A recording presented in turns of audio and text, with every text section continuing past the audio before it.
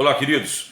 Nós estamos iniciando o nosso culto e que o amor de Deus e a graça dele esteja sobre a sua vida e que esses dias que nós estamos enfrentando, essas situações que são diferentes para todos nós e nenhum que eu conheça que tem mais de 100 anos tenha passado por algo semelhante. E mesmo aqueles que na Segunda Grande Guerra também enfrentaram problemas, se não semelhantes, mas tão aflitivos quanto esse que nós estamos vivendo, nós não temos ninguém, com certeza, dentro da nossa igreja, né, que tenha sofrido isso.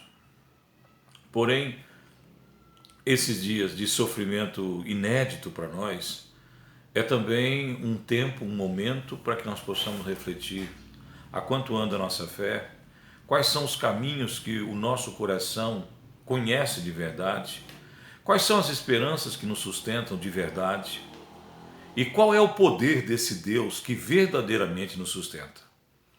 São nessas horas, nessas ocasiões, que a nossa fé ela é provada, ela é analisada, ela é pesada e que Deus possa estar encontrando em você. Porque a Bíblia diz que o Senhor anda, né? Ele anda pelo mundo buscando aqueles que lhe são firmes, de coração firmes. Que você possa estar sendo encontrado por Deus nessa condição. E eu quero orar com você agora e nós vamos estar iniciando o nosso culto, dia 3 de maio de 2020, da Igreja Batista em Aral Moreira. Oremos, queridos. Pai amado, na Tua presença eu coloco, ó Deus, esse momento. Eu coloco as transmissões que serão feitas, eu coloco aqui, ó Deus, a mensagem que será pensada, eu coloco os louvores que nós vamos partilhar e compartilhar, ó Deus, e que nesse momento o Senhor se sinta louvado. O Senhor se sinta, Pai querido, adorado. Esse momento que nós estamos aqui numa comunhão digital, ele só tem um objetivo. Nós estamos aqui unidos dessa maneira pela tecnologia por uma única razão. Porque nós cremos no Teu poder, nós precisamos da Tua misericórdia e a Tua graça, ela é o que nos sustenta e que nós temos a convicção que precisamos dela. Permanece sobre nós, nos abençoa, Pai, porque nós precisamos desse amor, nós precisamos disso, Pai, em nome de Jesus. Fica conosco. Amém. Muito bem, queridos, que o amor de Deus, a graça do Senhor esteja sobre nós.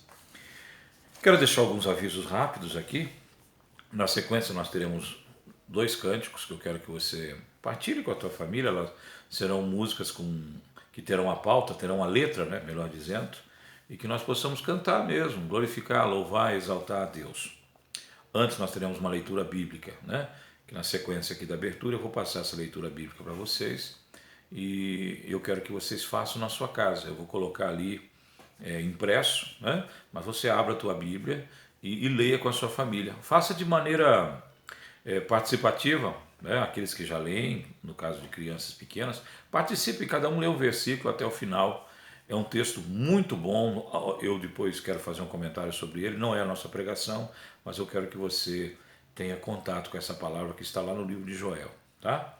Então, mas essa vai ser a cronologia do nosso culto essa noite. Uma mensagem em Joel, uma palavra, melhor dizendo, que nós vamos ler, na sequência os 2 cânticos e depois a mensagem propriamente dita e o encerramento, tá certo? Reúna a tua família, coloca as pessoas sentadinhas, se você consegue transmitir pela televisão, melhor, se não conseguir, coloque pelo celular mesmo, mas que Deus possa receber de nós, como um todo, como o corpo da Igreja Batista em Aral Moreira, nós possamos estar aqui nesse momento cultuando e glorificando a Deus. Dia 6, ou no máximo dia 7, o pastor pretende reunir a diretoria estatutária e talvez mais 2 ou 3 irmãos que possam nos auxiliar, que não podemos aglomerar, né? Deverá ser ali no próprio salão social da igreja.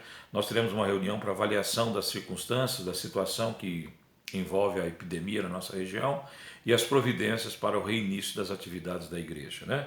O pastor vai estar convidando e confirmando com os irmãos. Entre o dia 6 e o dia 7 nós veremos isso aí. Segundo ponto, queridos, eu queria que vocês não deixassem que a nossa campanha de oração, que ela se esmorecesse. Nós temos que permanecer firmes. Quero contar convictamente com a presença de todos aqueles que deram seus nomes, que confirmaram seus nomes, né? O próximo de 30 pessoas que por 20 minutos por dia estariam buscando no Senhor, apresentando diante do Senhor. Aqueles motivos que eu coloco, eles são orientativos. Você pode orar também por outras coisas que você entenda que são pertinentes, tá bom? Mas aqueles motivos, apresente-os diante de Deus. Como igreja, nós estamos apresentando ao Senhor as nossas preocupações, estamos clamando a Ele as soluções que vêm dele para aqueles problemas.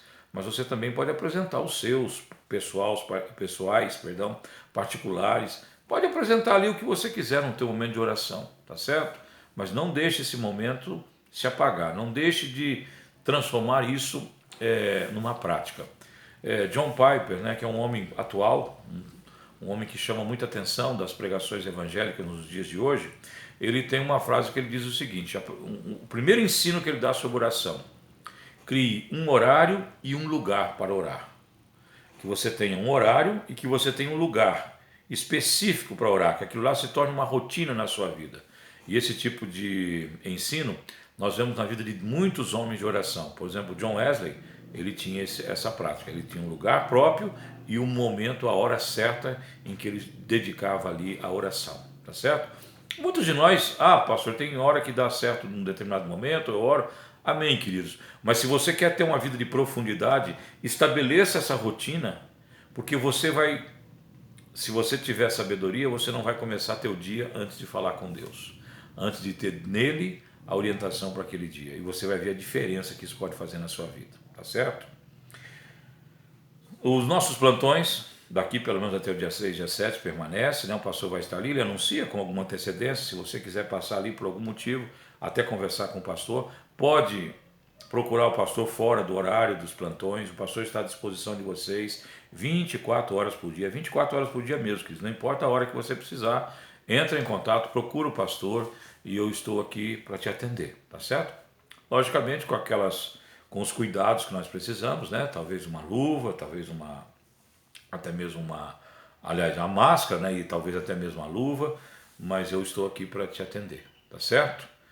Muito bem, queridos, eu queria deixar também nesse ponto um aviso, um comentário sobre as nossas providências nesses dias de coronavírus. Então, nós estamos vivendo numa região que tivemos apenas um caso confirmado em 8 municípios que fazem parte dessa micro-região da saúde pública do nosso estado. Estamos abençoados, estamos de uma maneira muito confortável, né, diante de outros locais do nosso país. E a tendência é que aumente-se ainda a abertura, né? Talvez as nossas aulas não comecem tão logo, mas as outras atividades elas estão tendendo a abrirem totalmente. No momento, queridos, que esse vírus começa a fazer maior estrago em nosso país, o pastor aqui não quer entrar em disputas ideológicas e muito menos de pensar se a saúde vem primeiro que a economia, se a economia depende da saúde, se é a saúde que depende da economia. Eu não quero pensar sobre isso. Eu quero falar sobre algo claro e simples. Não há motivo para você não se precaver, principalmente você que, como eu, faz parte do grupo de riscos.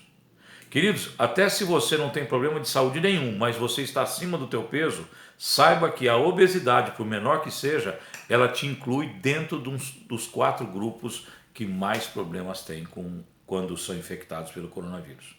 Então, não deixem de, ao sair, usarem máscaras. Vários estados estão prescrevendo como obrigatórios, inclusive meus filhos que residem em Santa Catarina, se não utilizar, eles podem ser multados e até presos. Então, vamos ter essa sabedoria. Não é porque aqui não teve.